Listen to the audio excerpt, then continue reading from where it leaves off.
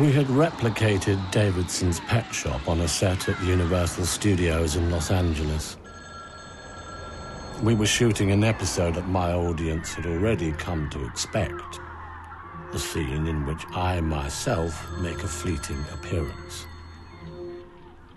My two white terriers, Geoffrey and Stanley, trotting along the sidewalk in front of me, quite oblivious to the threat massing in the sky above. All of the work here very much is sort of plays on that boundary of fiction and documentary and how they borrow from one another. And I like how codes tend to shift and how the filmmaker tips into the political world, or suddenly you say something about narratives or about something very intimate, because Dial History started off living in New York and had to take the plane all the time back and forth between Europe, where my daughter was living, and me in New York, and seeing my daughter always in the airport, and she's flying over to New York. It's about saying goodbye, but how an intimate thing of saying goodbye has these days so much colored about the fact that when we take a plane, we have to take off our shoes, our bags, our search. The very act of saying goodbye, a very intimate thing, has become so politicized and criminalized. Nobody questions anymore how it's so humiliating.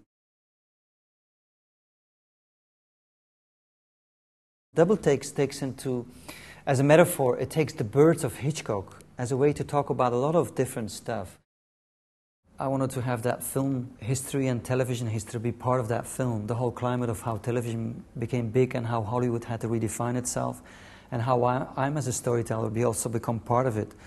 How that could be seen through the Ron Burridge character who looks like a Hitchcock doppelganger, but by way of measuring a Hollywood icon is able to carve out her own little niche within mainstream media. And for me that is a metaphor for myself as a filmmaker, where I could carve out my own niche as a filmmaker vis-a-vis mainstream media. You know, in a world abundant with images, how you can still tell a story.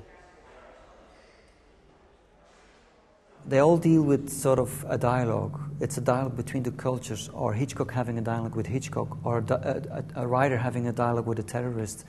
It's about trying to open up that gap, dialogue between fiction and narrative and documentary, between the real world, politics, and an artist. Where do you stand? How can you have a political impact as an artist or a filmmaker?